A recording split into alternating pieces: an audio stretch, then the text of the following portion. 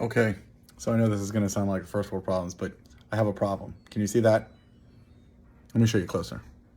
So that's my CPU chart. Ever since tonight, I added the CPU. I have too many to show up on the screen. So I have to do like that, which, you know, is super boring looking. But it looks like I get to work on video performance now next, because, you know, CPU is definitely not a problem. Memory's doing pretty good.